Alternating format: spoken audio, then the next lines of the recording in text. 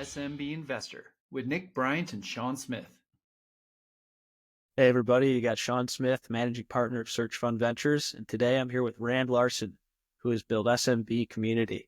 I'll let Rand jump into his background and talk more about founding story, how you got where you are, and how you kind of support the search ecosystem. So yeah, thanks for having me, man, and thanks for all the work that you do. When you want to grow a community or when you want to help people invest, there's not a lot of good information out there, so I'm glad we got you to champion us around a little bit. I'll do it pretty quickly. I had a sporadic entrepreneurial background, eventually got a role helping someone else buy companies. We bought 3 companies in 6 months and went from about 7 million revenue to about 20, which is how I got introduced to the ETA ecosystem. Through there, I actually met a lot of ETA, like other business owners, people who have previously acquired businesses. And generally, I found the types of people I was talking to really fun. So while I was working with John Wilson, helping him buy businesses, I met someone else in Washington State, my home state, who had bought a business and went through a really, really difficult transition period. He had bought the business right before interest rates rose in 2021. He bought a company with cyclical risk, HVAC, commercial, new construction, a lot of exposure there. Him considering bankruptcy, and then all of the sort of emotional turmoil that happens when you spend several years of your life and go through a really, really difficult period. I realized, I'm sitting down like at a grungy diner with this guy. He's awesome. And he's, by the way, his story's fine. He's since gotten out of this hole for the most part. He's doing fine today, but back then I met him when he was really, really in the crud of it.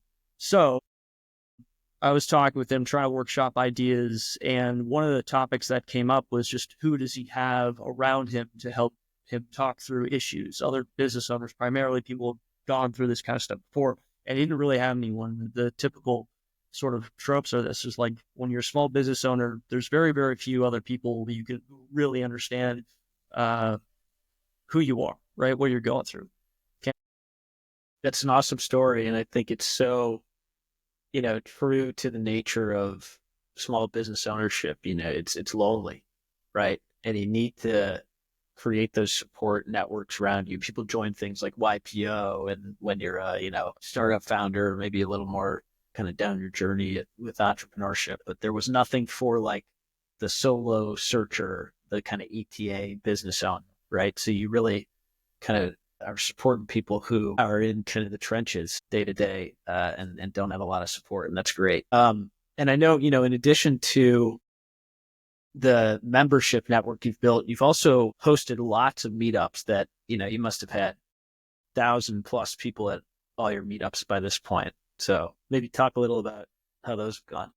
Yeah. So it sort of goes right in line with peer groups where, a lot of our stuff is virtual, but there's a different thing that you get when you meet people in person. And I wanted to meet all of our members in person. And on top of that, get new customers by hosting events and inviting everyone. So in February of 2024, I was invited by a friend, Reg Zeller, to come help co-host the Denver SMB meetup. So we invited a bunch of people, got about 60 people to come out, everyone from service providers, searchers, investors, business owners, kind of everyone was invited to come. Super fun. So we hosted that first event. Went so well that we wanted to do a heck of a lot more. I took a road trip through the Northeast and we did like 15 events in 5 weeks, which was a lot. I don't know, maybe 300-400 people showed up to those. It was basically between like Baltimore up to Boston to all the way east through Toronto and Chicago, and then through the Midwest, Minneapolis, Cincinnati, those cities. And then I actually purchased like a camper van to go and do even more meetups. So we just kept going for the rest of the year. And you're right, we had a total of 1,083 people and 32 events last year. And we're trying to do that again this year. That's awesome. Well, great stuff. Maybe you can touch a little more on obviously not the nitty gritty details, but what types of topics are often covered in either the peer groups or at the meetups? Like, what are the common themes? And again, for folks that are newer to investing in this space, it's always helpful for them to understand, well, what are the common patterns that new business owners go through? How are they getting that support? And how maybe you've seen some great outcomes, generated from your community? Yeah, a lot of the meetups can be surface level, right? You're meeting a lot of people the first time, just trying to know who they are, where they came from, what they're up to. And depending on the size of the meetup, like if there's 15 people there over 3 hours, you can actually have some pretty intimate conversations where you really get to know and understand someone's business, their challenges, that kind of stuff. For the meetups that are close to 40, they're much larger, generally a bit more surface level. But for the peer groups and the type of conversations we have in there, it really ranges, but there's 1,000 different levers of operations you can pull on in a business: marketing, sales, tech stacks, how to start a new, or hiring employees. Most of our members are hiring a lot of general managers for the first time. That's one particular issue I've seen kind of come up again and again and again. And in my opinion, it's the number one issue a lot of our business owners have, is hiring, training, retaining a general manager, someone who you can hand a lot of responsibility to and, move up to the next level of management. And that's really it. It's a large amount of different types of business challenges. Could be growth, could be hiring more employees to facilitate that growth so you can actually service the business that you're selling. And there's a ton, 1,000 different topics, and they're all different, but they can have some, sales, marketing, operations, and product, like delivery of services, the core, fundamentals of business. Yeah, no, that's great. And one of the kind of unique things to the ETA world, as you touched on, into, small business acquisitions, hiring someone like a general manager who, you've got to put a lot of trust in, a lot of responsibility, but also making sure that, in an ideal world, the seller of the business, there's a good relationship there.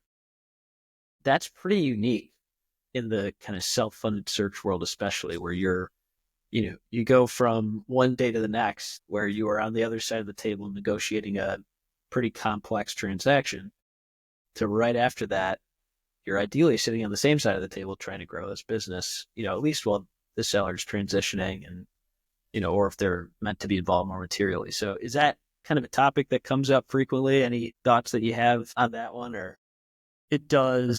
You're just reminding me of this quote I saw somewhere on Twitter, where it was just like, the number one thing I do, not me, someone else is saying this, the number one thing I do after I acquire a business is go back to the seller and ask them what's everything they haven't told me about the business I just bought, and get the honest truth from them. And, it is how the market works, right? They're trying to sell you a business. They don't want to scare everyone away. They don't want to tell everyone all the negatives, because then there'd be no buyers and they'd have to dissolve a company that they could otherwise make millions of dollars. And that can come into the actual operations once you actually take over a business. Depending on the personality of the business you bought from, we've got one person in our cohorts who he's in a home cleaning franchise.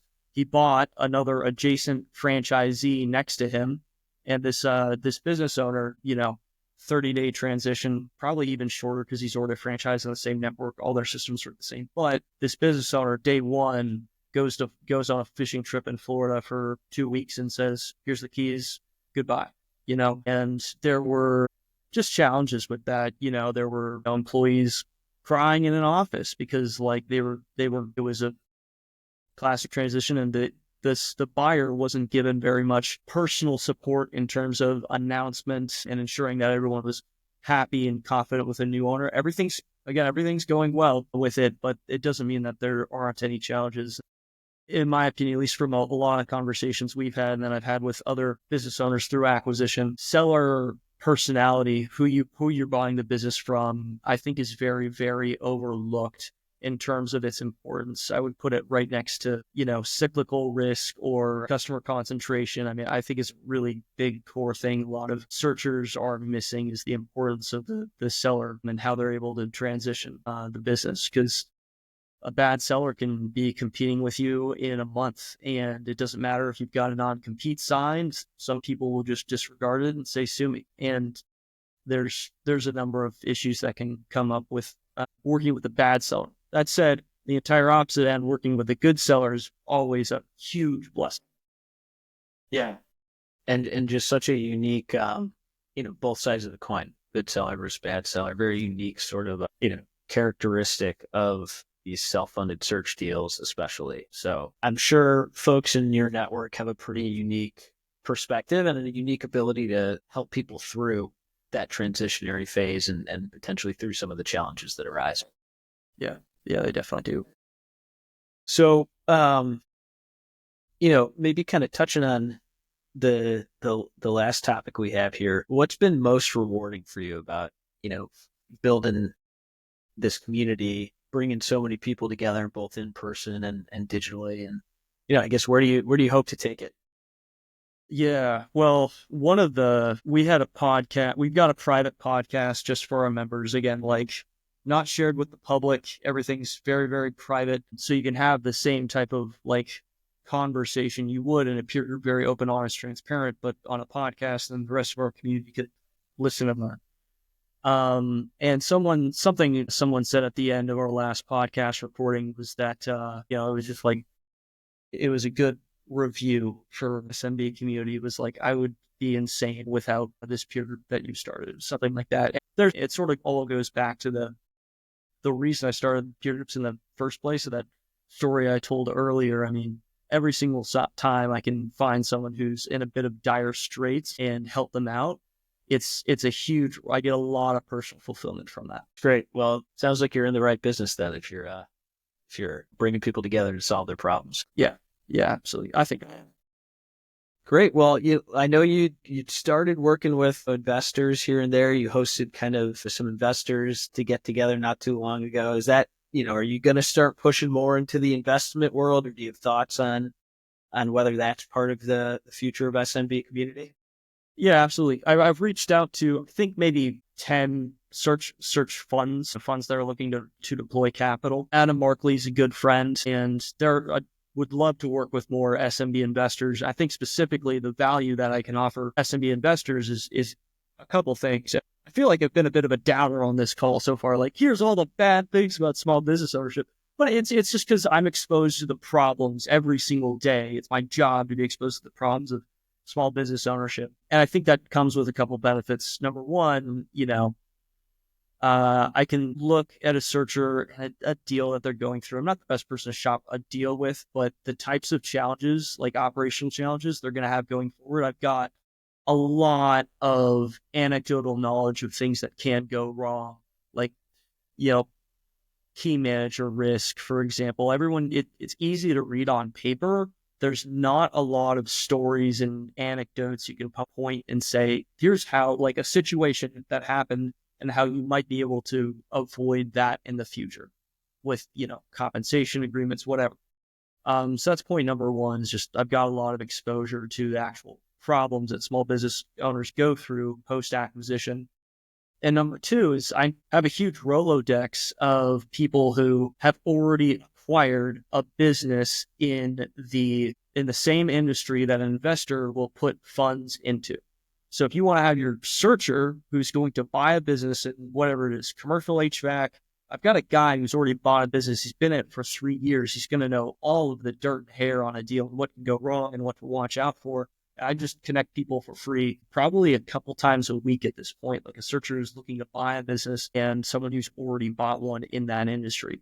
And I think it's a huge benefit to investors. I would love to work with more investors and do that, because for the searchers, being able to have the knowledge to either walk away from a bad deal or having, an affirmation and frankly, a bit of a coach to work through a deal and operations as they're going forward. I think it's huge for their searchers, and probably makes, several percentages of an impact to a searcher who has someone who's already done it before, who they can just call, and I make those connections for free all the time. So yeah, definitely want to search and connect with more investors.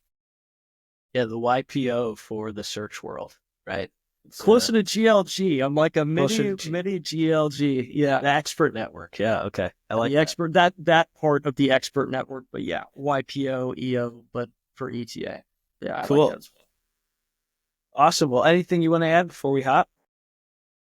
Nothing I can think of, man. Thanks again for having me. Of course. Thanks, Red.